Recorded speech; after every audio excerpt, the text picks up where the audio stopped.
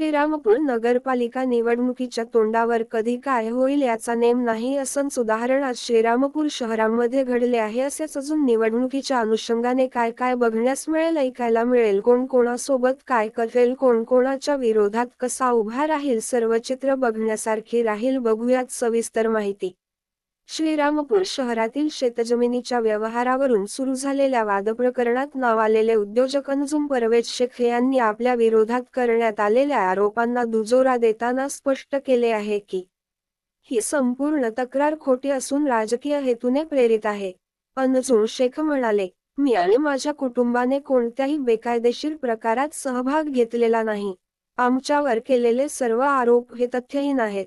आम्ही सर्व व्यवहार कायदेशीर पद्धतीने संबंधित कागदपत्रांच्या आधारे केले आहेत। आमच्या नावाने करण्यात आलेला बोगस दस्त किंवा संगनमताचा आरोप हा पूर्णपणे निराधार आहे। त्यांनी पुढे सांगितले की सदर जमीन व्यवहारात आम्ही फसवणूक केली असा आरोप हा दिशाभूल करणारा आहे। आम्ही ज्या व्यक्तींशी व्यवहार केला ते सर्व कायदेशीर मार्गाने आणि महसूल नोंदीसह पारदर्शक पद्धतीने झाले आहेत। संबंधित कागदपत्रे सब रजिस्ट्रार ऑफिसमध्ये दाखल आहेत आणि आम्ही न्यायालयाच्या प्रक्रियेचा सन्मान राखत आहोत। अंजुम भाई यांनी माध्यमांमार्फत सांगितले की आमच्यावर खोटी बदनामी करण्याचा प्रयत्न सुरू आहे। आम्ही कायद्यावर पूर्ण विश्वास ठेवतो आणि योग्य न्याय मिळेपर्यंत कायदेशीर मार्गाने लढा देऊ।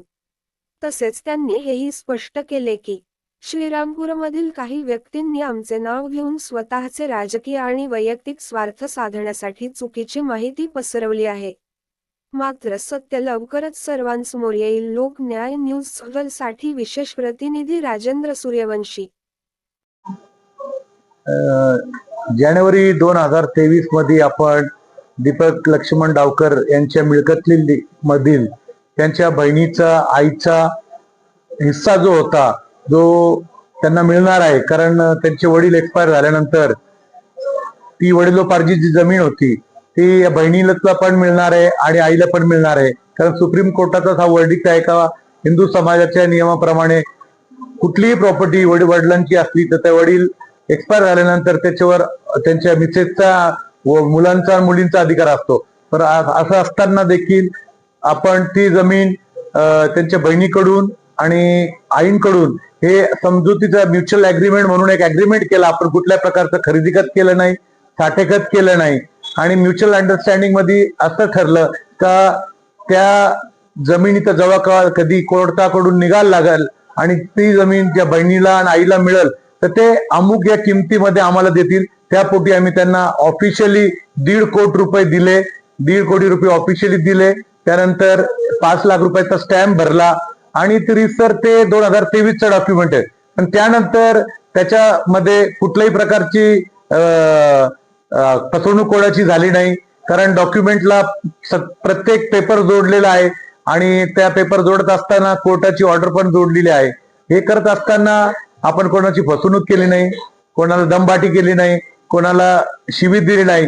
परंतु त्यावेळेसचा अर्ज त्यांनी आता या वेळेस केला आणि त्याच्यावर क्रिमिनल केसेस त्याच्यात लावण्यात आले।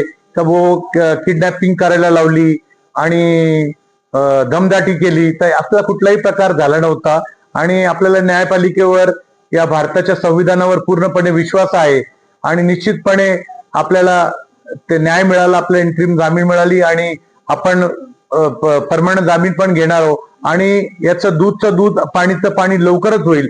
ज्यांनी कोणी आपल्यावर खोटे आरोप केले असतील आपण निश्चित रूपाने त्याचा पण त्यांच्याकडून आपण जाब विचारणार आहोत आणि पुढचं आता या सगळ्या पालिकाच्या निवडणुका असतील त्याच्या संदर्भात आत्ताच हा प्रकरण का काढण्यात आला याच्याबद्दल मला संशय आहे, कारण एका पार्टीचा मी प्रमुख कार्यकर्ता आहे आणि हे करत असताना आत्ताच या प्रकरणाला हवा देण्यात आली।